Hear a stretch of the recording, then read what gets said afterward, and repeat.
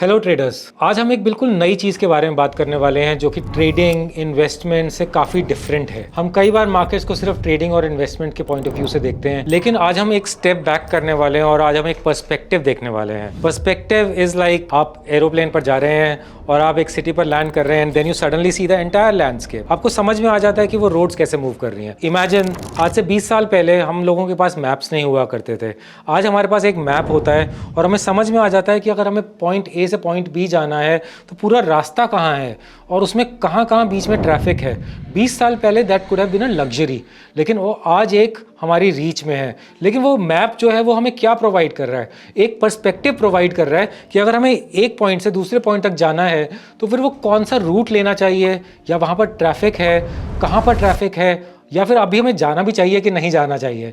तो इवेंचुअली जो है आपको एक जो हेलीकॉप्टर व्यू है वो आज हमारे हाथ में है। आज एक पर्सपेक्टिव हमें बहुत आराम से मिल जाता है। आज हम एक स्टॉक मार्केट्स का, कमोडिटीज़ मार्केट्स का, जो एक फाइनेंशियल मार्केट्स का एक पर्सपेक्टिव क्रिएट करने वाले हैं to understand where are the markets headed.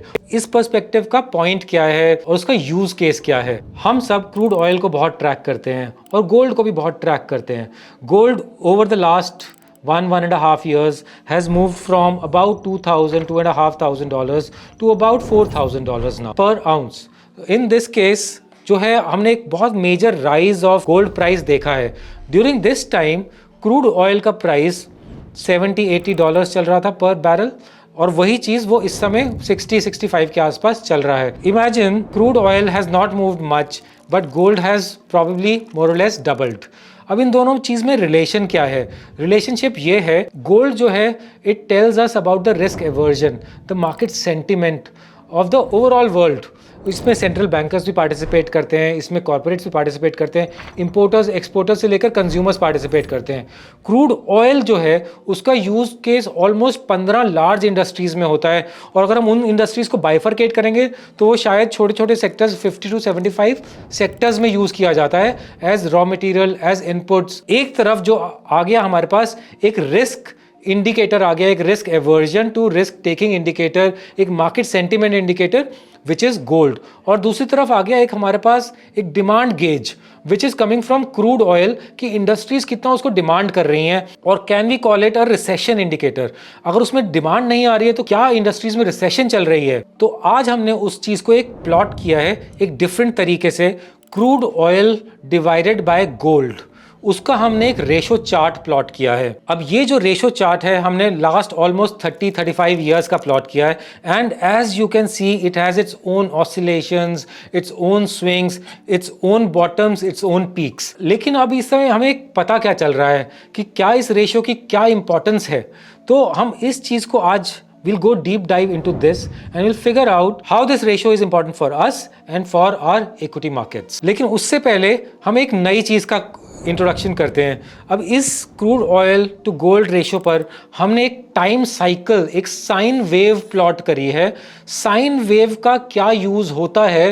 वो साइन वेव का ये यूज़ होता है कि हम हिस्टोरिकली ये स्टडी करते हैं कि कब कब मेजर ट्रफ्स बने थे, मेजर बॉटम्स बने थे, और हमने उन बॉटम्स को इक्वेट किया एक बॉटम को दूसरे बॉटम के साथ, and then we see it becomes as a projection mechanism for future troughs, for future bottoms, कि अगर क्या इन इंस्ट्रूमेंट्स का रेशो चार्ट जो है नेक्स्ट बॉटम कब बना सकता है। The importance of this is in the projection. ये हर्स्ट का टाइम साइकिल है which was basically found in 1980s। उसको फिर काफ़ी मॉडिफाई करके, स्टडी करके, उसकी रीसेंट रिसर्च भी आई लास्ट कुछ सालों में, तो हमने उसी चीज़ को प्लॉट किया है। In that case what we are seeing is more और less we are at a time period where this ratio can again bottom out. Now what we have seen in the past is every time this ratio has bottomed out, उसके बाद जो है crude oil हमेशा वहाँ से double हो गया है almost always.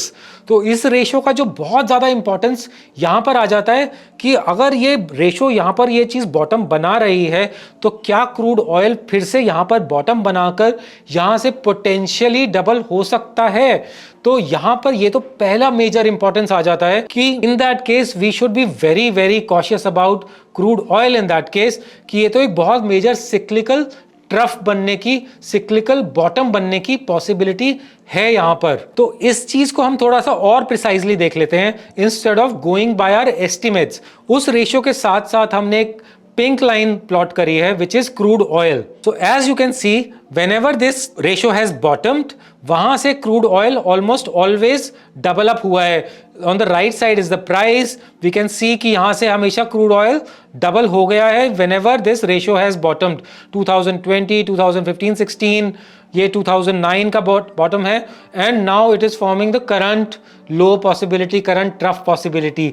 So every time crude oil has bottomed out. अभी क्रूड ऑयल का importance as we just mentioned कुछ ऑलमोस्ट 15 इंडस्ट्रीज, और अगर वो 15 इंडस्ट्रीज को सेक्टर्स में बाइफरकेट करें तो ऑलमोस्ट 50 to 75 सेक्टर्स में आ जाता है। So basically what we are implying here is that the demand can pick up. So अभी तक जो हम लास्ट कुछ 2-3 साल से एक साइडवेज इक्विटी मार्केट देख रहे हैं, so are we seeing a possibility where these things can reverse? Possibly yes. So let's look at, is there any correlation between this ratio and our Nifty? In that case, we would have found a very important indicator for us to find out what can actually happen in our Indian equity markets. Look at this ratio and now we have plotted Nifty along with it. In blue is Nifty.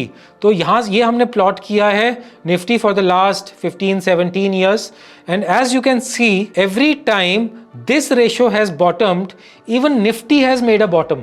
So ये 2009 का bottom है। यहाँ से तो आपको rally मुझे बताने की ज़रूरत नहीं है कि क्या रैली में क्या हुआ था। This was the second trough और यहाँ से एक सेकेंड रैली बनी थी 2016. Now there is a minor time period variation here. Then the next bottom formed in 2020. 2020 was again a major bottom case and from there Nifty rallied big time और यहाँ पर एक फोर्थ बॉटम बनने की possibility है। तो अगर हमें यहाँ पर एक ट्रफ बनता हुआ दिखता है, सिक्लिकल ट्रफ कंफर्म हो जाता है और ये रेशो रिवर्स हो जाती है, in that case there stands a very good possibility that we might see a pickup in crude oil's demand and which will be an indicator for stock markets to then possibly rally. तो ये ratio जो है एक leading indicator बन सकता है for the equity markets to see कि यहाँ पर एक लार्जर cyclical bottom बन सकता है for even our Nifty. That is why that is the great big and huge importance of this ratio that we are tracking here right here. So keep watching Commodities by Dhan.